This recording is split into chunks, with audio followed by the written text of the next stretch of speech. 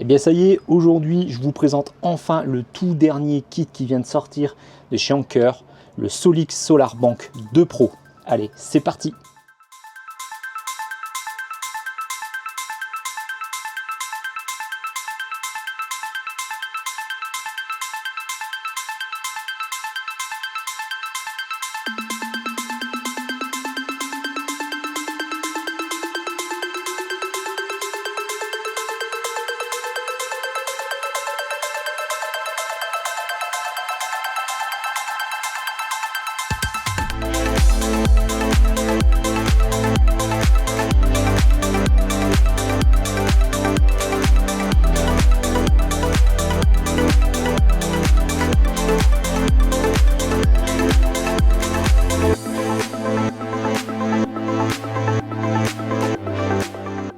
Voilà, Anker avait déjà commencé dans le monde de stockage de surplus solaire l'année dernière avec leur Solar Bank que j'avais déjà présenté sur la chaîne.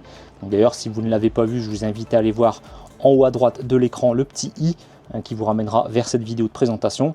Et ils ont pris leur temps, c'est clair, par rapport à la concurrence. Ils ont préféré bien attendre, bien apprendre de leurs erreurs, parce que vous allez voir qu'elle corrige énormément de défauts qu'avait sa précédente version, la première génération. Donc du coup, on va faire un petit peu le tour de l'aspect technique de cette Solar Bank, et après je vous passerai les petites images, comme d'habitude, du déballage, de l'assemblage, la connexion, etc. Le test, voir comment ça s'est passé pendant ces dernières semaines. Donc je remercie Anker de m'avoir fait confiance une seconde fois justement pour leur kit Solar Bank et de m'avoir justement envoyé ce produit en test en avant-première, puisque ça fait à peu près un mois que je l'ai, et vous allez voir, il y a beaucoup de choses à dire.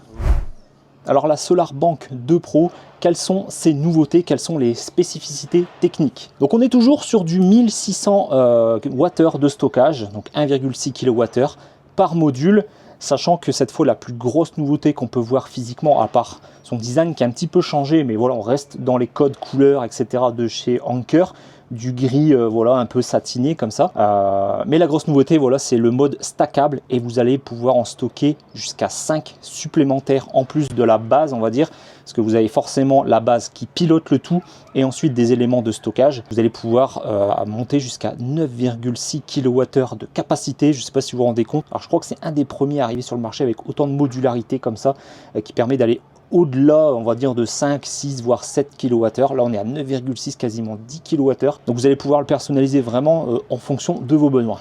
Grosse nouveauté aussi sur cette Solar Bank 2 Pro, nous avons 4 MPPT intégrés, dont le micro-onduleur. Donc, vous n'avez plus besoin de micro-onduleur. Vous allez brancher directement vos panneaux solaires, on le verra tout à l'heure, directement sur le côté de cette Solar Bank. Donc, c'est vraiment génial. On s'encombre un peu moins, encore une fois, avec des câbles. C'est vraiment cool, et puis le fait de ne plus avoir de micro-onduleur, ça va donner d'autres possibilités. Donc on peut rentrer jusqu'à 2400 watts de panneaux solaires, c'est énorme. Alors là actuellement j'ai vu qu'il y avait une version pro, c'est celle que je possède, mais ils vont faire aussi une version plus un petit peu moins chère qui ne permettra que d'entrer entre guillemets que 1200 watts je crois. C'est déjà pas mal, mais là 2400 watts, donc pour le coup, Anker m'a envoyé le kit justement pour tester les possibilités de cette Solar Bank 2 Pro. M'a envoyé justement leur panneau solaire de 540 watts, donc j'en ai 4. Ça n'a pas été facile à installer, vous verrez, pour pouvoir justement tester et voir ce qu'elle a dans le ventre. Par contre, un petit bémol, on ne peut sortir toujours que 800 watts. Donc c'est un peu étonnant qu'Anker bride encore à 800 watts sa sortie justement vers la maison. Alors c'est peut-être pour des questions de sécurité. On sait qu'Anker se base énormément sur le marché allemand, donc au moins ça reste sécuritaire pour votre maison, pour votre prise électrique, parce que oui, ça se branche toujours pareil sur une prise plug and play, une prise classique de votre maison. La chimie, on est toujours sur du LFP avec 6000 cycles en termes voilà, de durée de vie. Donc ils estiment une durée de vie de la batterie de 15 ans, et Anker garantit sa batterie 10 ans, c'est énorme. La petite nouveauté aussi qu'on voit apparaître sur le côté gauche ici, c'est une prise AC qui va fonctionner quand vous aurez une coupure d'électricité. Donc vous allez pouvoir sortir 1000 watts sur cette prise électrique, c'est plutôt pas mal. Alors, moi je trouve que c'est gadget puisque forcément on n'en aura pas forcément tous besoin et généralement quand on achète ce genre de batterie c'est pour les laisser à l'extérieur ou les mettre dans une dépendance, etc. Donc on n'aura pas forcément besoin de cette prise, mais ça peut servir, ça peut dépanner. Et donc du coup c'est très bien d'y avoir pensé et d'en avoir au moins mis une. Encore une nouveauté, hein, et vous le verrez, il y en a plein d'autres, vous le verrez tout au long de cette vidéo. Donc on a un nouveau système de chauffage pour résister à des températures jusqu'à moins 20 degrés. Et donc, comme son concurrent, elle est équipée d'un système qui va réchauffer la batterie à partir de 0 ou moins 1 degré pour justement toujours pouvoir continuer à fonctionner, à se recharger et à se décharger. Et donc les 2400 watts d'entrée solaire vont permettre de recharger la batterie jusqu'à 2000 watts maximum. Donc ça laisse une petite marge pour l'injection dans la maison et en même temps la batterie est capable de recevoir 2000 watts. Mais attention, les 2000 watts c'est uniquement si vous avez la base plus au moins une extension. Si vous n'avez que la base principale, je crois que c'est uniquement 1000 ou 1200 watts de recharge via les panneaux solaires. Donc fini pour la présentation technique du produit. Je referai peut-être des explications pendant la vidéo, pendant l'installation, les déballages pour les explications et aussi au niveau de l'application. Bref, là on passe à la partie déballage, installation, branchement, puis à l'application.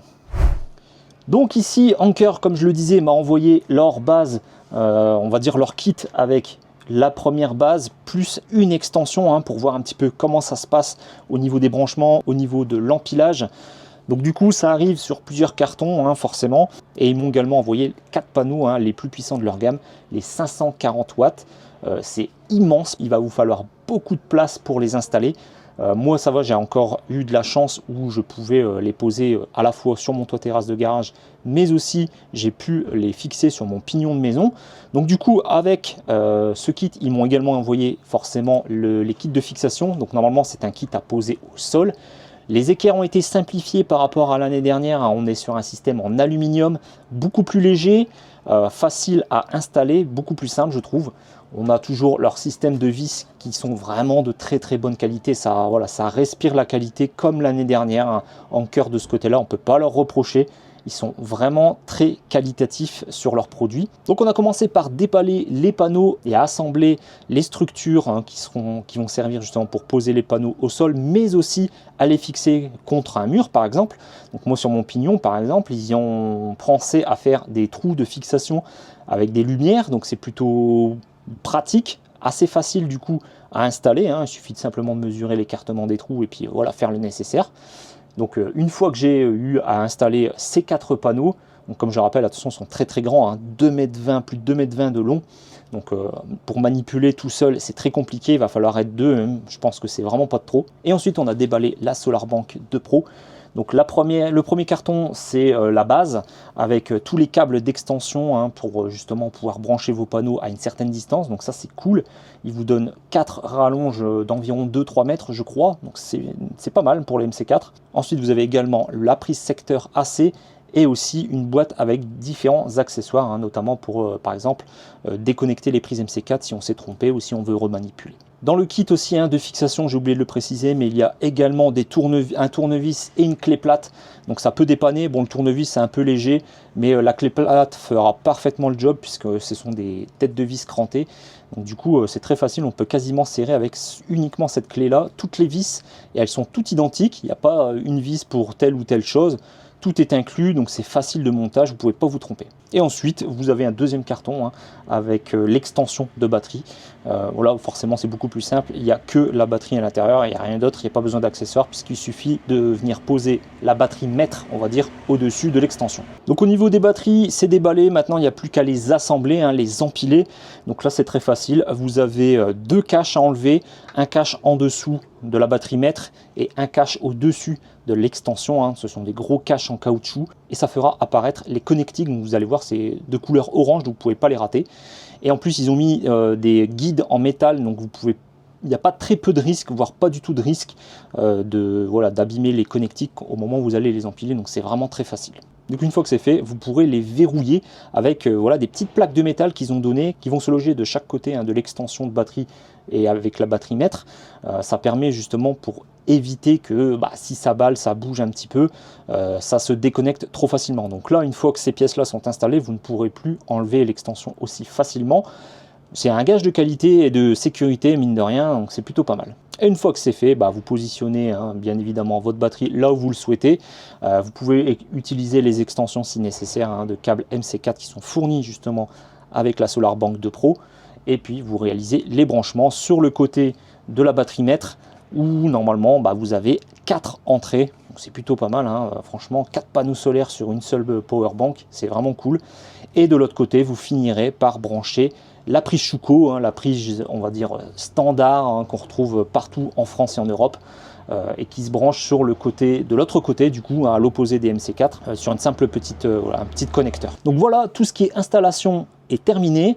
Bien évidemment, si vous avez posé vos panneaux au sol, n'oubliez pas de mettre du lest sur, on va dire, sur les supports de fixation, évidemment. Et maintenant, on va pouvoir passer à l'application. Alors l'application, c'est très simple. Il suffira de télécharger l'application Anker et de créer un compte. Une fois que le compte est créé, vous n'avez plus qu'à cliquer sur le petit plus pour ajouter votre SolarBank, et normalement si tout va bien elle devrait être détectée automatiquement, sinon vous pourrez la sélectionner dans la liste des appareils disponibles pour l'appairage sur l'application. Donc ensuite il faudra rentrer les informations de votre Wi-Fi domestique, donc essayez de faire en sorte que ça soit quand même assez à proximité, sinon il y aura des risques de perte de connexion. Après l'installation également, vous aurez une mise à jour à réaliser. Alors il faut laisser le temps de faire parce que ça peut être assez long. Vous avez une petite jauge justement sur la façade avant de la batterie qui défile, qui bouge, une petite ligne bleue, je trouve ça plutôt joli. Une fois que la mise à jour est faite, vous pourrez passer au reste des réglages. Donc une fois l'appairage terminé, il va vous demander de créer une sorte de système, c'est un nom pour donner à votre écosystème, à votre installation. Et une fois que c'est fait, il vous proposera de régler, on va dire, la puissance de sortie que vous voulez injecter dans votre maison. Donc vous avez un profil, on va dire, personnalisé.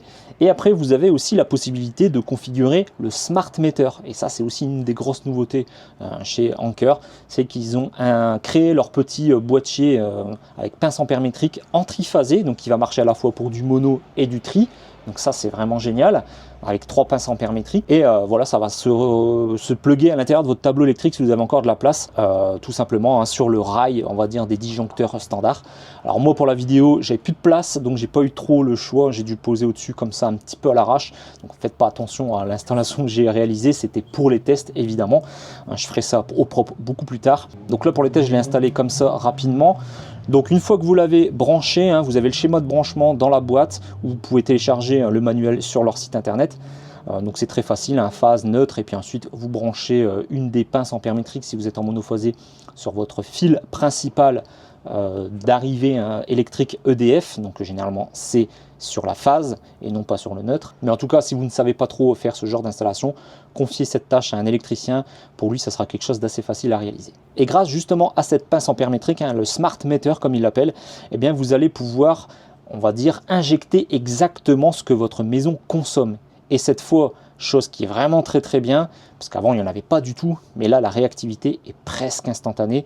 Ils estiment Anker moins de 3 secondes pour justement ajuster la puissance de la SolarBank à votre maison. Donc si par exemple votre maison consomme 200 watts, le Smart Meter va le détecter grâce à la pince ampère métrique et le SolarBank mettra moins de 3 secondes pour justement envoyer cette puissance et elle monte quasiment instantanément.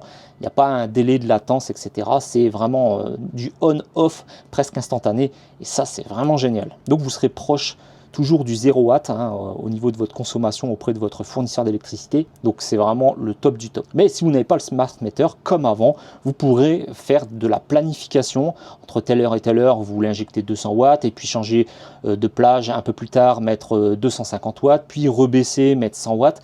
Bref, c'est entièrement personnalisable exactement comme avant. La grosse différence, c'est que quand vous rentrez les informations dans justement cette personnalisation de plan énergétique, ça prend en compte instantanément. Il faut littéralement moins de 30 secondes pour que ça prenne en compte votre modification. Donc même si vous vous trompez au niveau de votre plan énergétique, vous dites mince, j'ai pas mis assez, j'ai mis 200 watts, je devrais mettre plutôt 250 watts par exemple entre 18h et 22h, eh bien vous faites votre modification, vous enregistrez et même pas 30 secondes après, c'est pris en compte. Donc ensuite, comme avant, vous allez retrouver toute une partie graphique, stats, etc.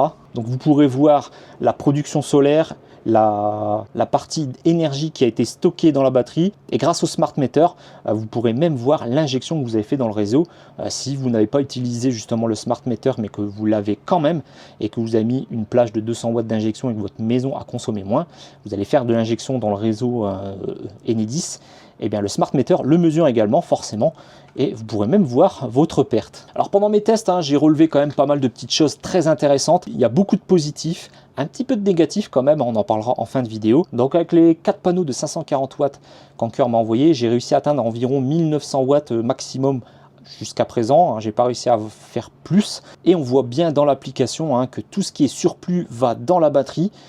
Et ce que j'ai besoin, j'avais déterminé environ 100-150 watts permanents dans la maison, et une partie est bien envoyée dans la maison. Donc c'est vraiment nickel, ça marche très très bien. Et grosse nouveauté aussi par rapport à sa précédente, donc ça c'est tous des défauts qui ont été corrigés dans cette nouvelle version, c'est que la batterie est capable d'injecter en même temps que les panneaux solaires. C'est-à-dire que si vous demandez par exemple 500 watts d'injection dans votre maison, vous êtes à 50% de batterie, mais il n'y a plus que 200 watts de production solaire, et bien la batterie prendra les 300 watts manquants pour atteindre vos 500 watts de consigne. Donc avant c'était pas possible, sur leur première génération c'était soit l'un soit l'autre, donc c'était soit le solaire soit la batterie. Donc généralement quand la consigne était trop élevée par rapport au solaire, ce qui se passait, c'est que ça bypassait et ça stoppait la production solaire pour privilégier la batterie.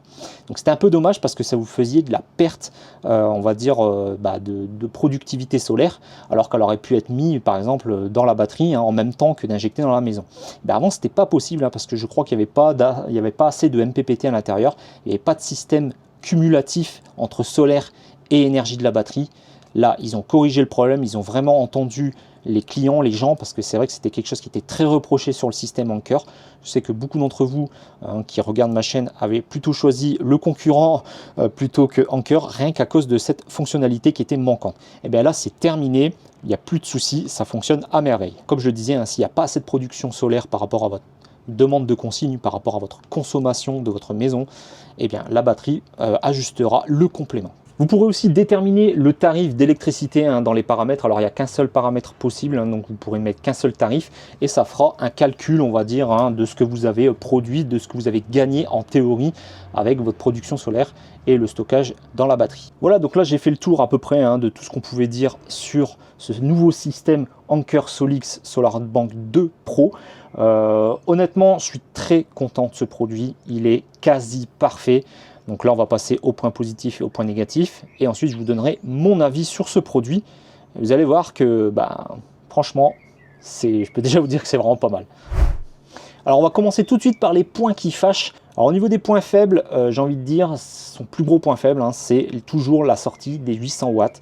Je ne comprends pas qu'Anker n'arrive pas à aller au-delà. Alors, je pense que c'est toujours une question de législation, une question de sécurité. Je peux comprendre qu'une entreprise n'ose pas trop prendre de risques de ce côté-là, parce que imaginez, vous arrivez à sortir 2000 watts d'une batterie comme ça, mais que votre installation ne supporte pas 2000 watts. Ça pourrait être très dangereux, surtout sur des longues périodes. Donc du coup, il reste sur du 800 watts. J'aurais mis un petit gap quand même à 1000 watts, ça n'aurait pas été trop. Mais bon, voilà, on reste sur 800 watts.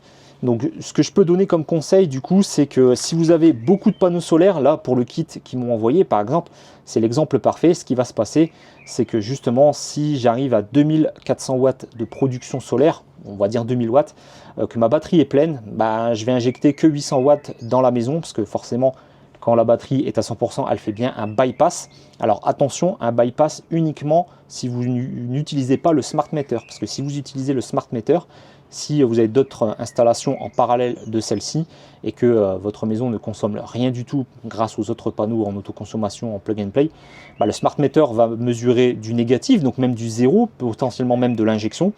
Et puis, qu'est-ce qu'il va faire? Il va bloquer, on va dire, l'arrivée d'électricité du SolarBank. Et donc, du coup, vos panneaux sont complètement bridés, voire totalement arrêtés. Je trouve ça vraiment dommage. Je préfère qu'on fasse de l'injection et de la perte dans le réseau Enedis plutôt que, on va dire, brider des panneaux, brider une production solaire. Ça, c'est un peu dommage. Donc, si vous n'utilisez pas le smart meter, ça bypassera la production solaire quand elle sera à 100%, mais à 800 watts, puisque forcément, l'onduleur qui est intégré, le micro-onduleur qui est intégré, ne peut injecter que 800 watts. Donc ça, c'est quand même assez dommage de ce côté-là, de brider à 800 watts. surtout qu'on peut aller jusqu'à 9,6 kWh de capacité, donc on peut théoriquement faire des appels de puissance beaucoup plus élevés. Bon, voilà, c'est dommage. Peut-être dans une prochaine version, peut-être que quand les lois, les réglementations de sécurité, etc. changeront, ça sera peut-être possible. Deuxième point négatif, c'est le bridage des panneaux solaires quand vous rapprochez, on va dire, des 100% de la batterie. C'est un peu comme son concurrent. Quand on se rapproche autour des 90%, je vous mettrai des extraits, hein, bien sûr, avec mon application. Quand on se rapproche des 90% de la batterie, si par exemple vous avez on va dire 2000 watts de panneaux solaires et que ça produit encore 1500 watts, ça va brider à 300-400 watts. C'est un peu dommage. Donc la petite astuce pour contourner ça, c'est d'augmenter, on va dire, l'injection. Vous dites dans votre plan énergétique que vous voulez par exemple 800 watts, et là forcément il va réussir à injecter 800 watts et le reste sera pris pour recharger de la batterie.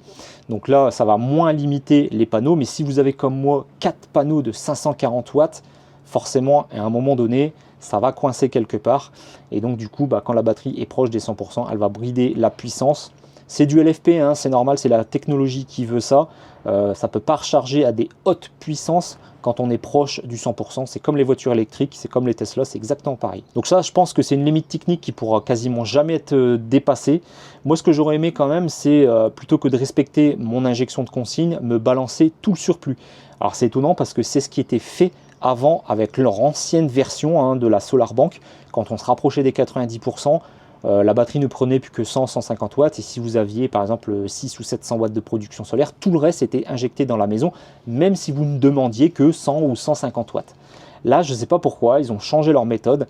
Ils préfèrent complètement brider les panneaux et n'injecter que ce que vous avez besoin. Par contre, quand elle arrivera à 100%, elle bypassera bien toute la puissance solaire dans la maison, en fonction de votre, bien sûr, de votre consigne. Donc si vous demandez 200 watts et qu'il y a 400 watts de solaire, ça injectera les 400 watts comme elle sera à 100%. Par contre, comme je le disais aussi avant, s'il y a un petit peu moins de solaire par rapport à votre demande, eh bien, elle prendra tout le solaire pour l'injecter dans votre maison et elle prendra le reste sur la batterie. Voilà, donc c'est à peu près tout ce que j'ai à donner comme défaut, on va dire. Je vais être franc, ça fait maintenant 3 ou 4 semaines que j'ai le produit. Je n'ai eu aucun bug. Mais quand je dis aucun bug, c'est aucun bug. Et pourtant, l'application était en phase de bêta, hein, elle n'était même pas disponible sur le store dans cette nouvelle version. Donc je m'étais dit ça va bugger de partout. Pas du tout, c'est hyper stable, donc j'espère que ça continuera comme cela. En tout cas, c'est vraiment un bon point. On voit qu'ils ont vraiment bossé sur leur application, sur le produit. Ils ont pris leur temps pour vraiment corriger tous les défauts qu'avait l'ancienne version. Donc maintenant, on va passer au point positif. Et là, honnêtement, il y en a beaucoup. Donc le premier point positif que je peux lui donner, c'est son évolution en mode stackable. Avant, dans l'ancienne version, c'était un peu compliqué, il fallait faire des branchements avec des MC4, c'était vraiment la grosse galère. Là, ils ont pris ce que fait ailleurs les concurrents et c'est une très bonne chose. Je trouve qu'ils l'ont vraiment bien intégré dans leur système et ils ont poussé vraiment la chose très loin puisqu'on peut stacker jusqu'à 5 batteries supplémentaires et monter quasiment à 10 kWh de stockage, c'est énorme. Deuxième point positif, c'est les 2400 watts d'entrée solaire, c'est énorme, j'ai jamais vu ça ailleurs. Alors, ça peut être un point faible, comme je disais, si vous n'avez que, on va dire, là, comme moi dans mon test, 3,2 kWh de capacité, puisque dès que c'est à 100%, si vous avez 2000 watts ou plus que 2000 watts d'entrée solaire, ça va être bridé à 800, puisque le micro-onduleur intégré ne peut cracher que 800 watts. Mais si vous prenez 5, 6, 8 ou même les 9 kWh de capacité que propose en mode stackable, eh bien là, les 2400 watts de solaire ont tout leur sens. Puisqu'il faut réussir à les recharger les 9 kWh. Ça peut être très long sur une journée à y arriver. Donc si vous avez, comme moi, 4 panneaux solaires de 540 watts et que vous prenez 6, 7, 8 kWh de capacité, donc je pense que c'est vraiment pas trop d'avoir fait le choix d'intégrer 4 MPPT qui peut recevoir en tout 2400 watts de solaire. Donc là, il faudra vraiment jauger, calculer en fonction de ce que vous avez besoin, ne pas trop surdimensionner en panneaux solaires si vous prenez que 1,6 ou 3,2 kW, puisque vous serez vite à 100%, exactement ce qui m'est arrivé dans mes tests. Et après, les panneaux sont bridés à 800 watts et c'est vraiment dommage parce que, par exemple, pendant plusieurs heures, vous allez injecter que 800 watts alors que vos panneaux pourraient produire 1500 voire presque 2000 watts pendant plusieurs heures. Donc c'est un gros avantage si on calcule bien, si on fait une bonne estimation de ce qu'on a besoin comme capacité de stockage. et comme entrée solaire. Troisième point positif, c'est le smart meter. Enfin, on a un système qui mesure la consommation de votre maison et qui arrive à réagir de manière instantanée, ou presque, hein. Ils annoncent en moins de 3 secondes sur leur site internet, mais moi j'ai pu le constater que c'était vraiment proche, mais vraiment très très proche de l'instantané. On va dire, allez, il y a peut-être, je pense, 1 seconde de décalage, ce qui est, on va dire, rien du tout. Donc c'est vraiment pas mal d'avoir intégré leur propre smart meter. En plus, ils y ont pensé tout de suite à le mettre en triphasé, comme ça on contente tout le monde. Moi je suis en monophasé, ça fonctionne, j'ai mis qu'une seule pince ampère métrique. Ceux qui ont du triphasé, ça marchera également. Ils ont fait qu'un seul appareil, ça réduit les coûts et c'est pratique de ce côté. Donc vraiment une très bonne idée d'avoir créé leur propre smart meter. Alors c'est vrai que ça aurait été bien aussi qu'ils intègrent, on va dire, du Shelly EM par exemple, ou du Shelly Pro 3 EM. Ça aurait évité de développer un nouveau produit.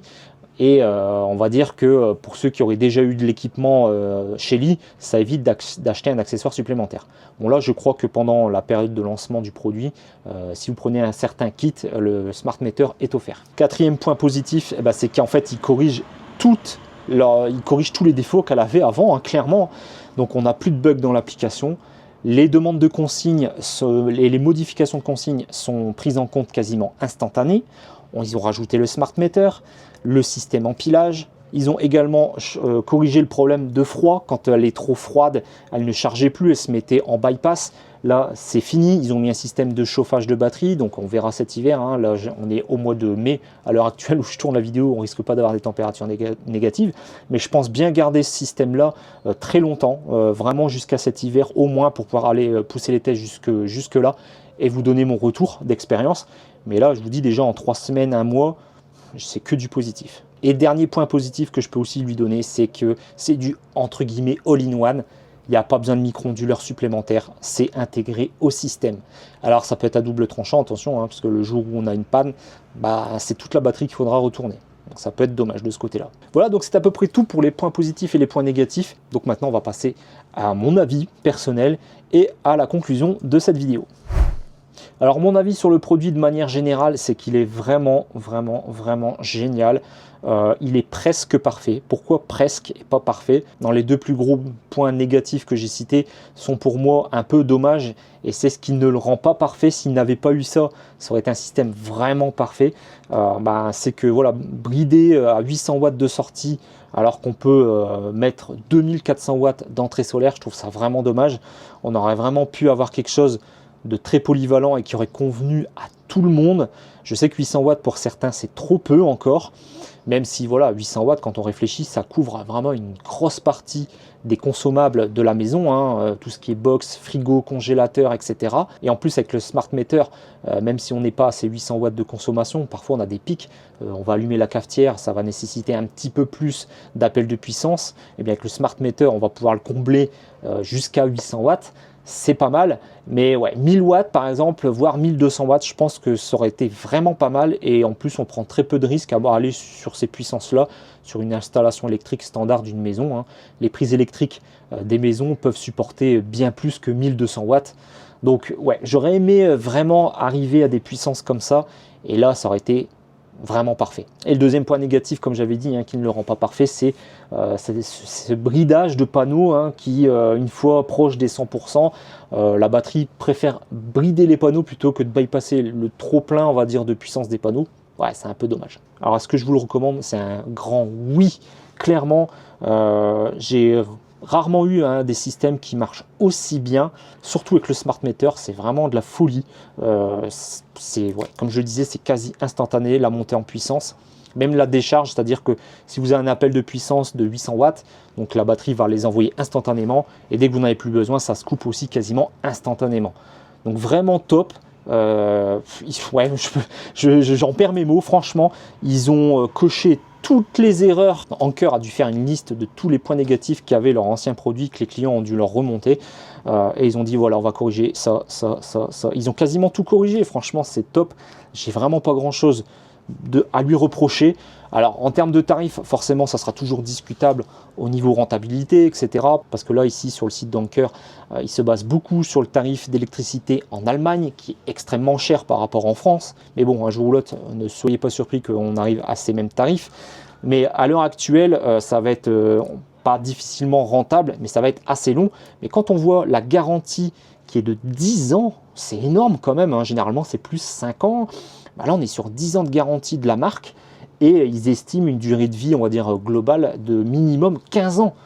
Franchement, moi je pense qu'en 10 ans, ça sera largement rentabilisé. Donc je pense qu'il faut en profiter pendant les périodes de promotion, etc. pour faire un maximum baisser la facture, hein, c'est logique. Donc pour tous ceux qui n'ont pas encore de système photovoltaïque, qui n'ont pas encore de batterie et qui veulent passer le pas, franchement, quel kit je devrais recommander à l'heure actuelle? Eh ben, c'est clairement celui-ci avec le Smart Meter, c'est le top. Alors certes, on sera toujours limité à 800 watts, mais ça reste très pratique d'avoir un système qui est très réactif, parce que forcément, ça va limiter l'appel de puissance auprès de votre fournisseur d'électricité et ça sera toujours privilégié par la batterie. Alors le seul inconvénient, par exemple, avec mon installation, comme j'ai d'autres panneaux en parallèle à côté de ce système qui n'est pas branché du coup dessus, eh bien, ce qui se passe, c'est qu'avec le Smart Meter, parfois, il mesure 0 watts au niveau de la consommation de la maison, puisque je ne consomme rien grâce aux autres panneaux qui injectent en direct dans la maison.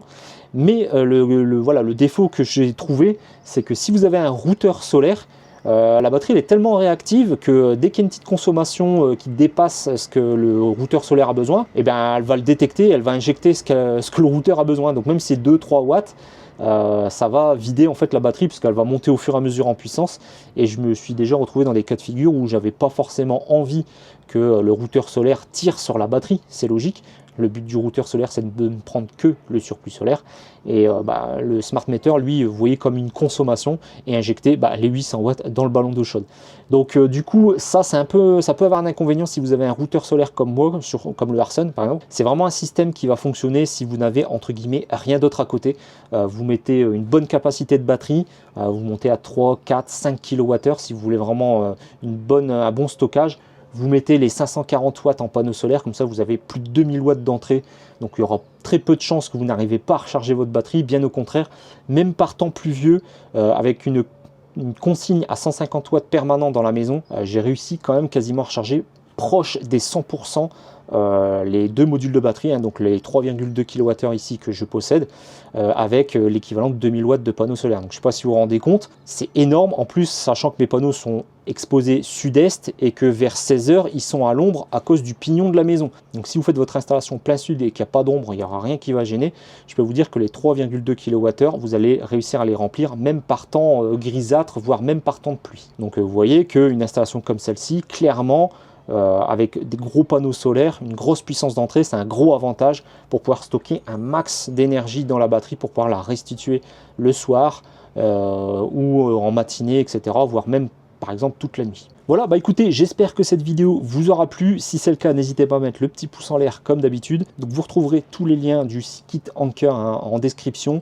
Je vais essayer de voir si je peux négocier un code promo, mais je sais que au moment où je présente cette vidéo, normalement on va être en pleine période de lancement, donc il y aura forcément déjà des promos appliqués sur ce produit.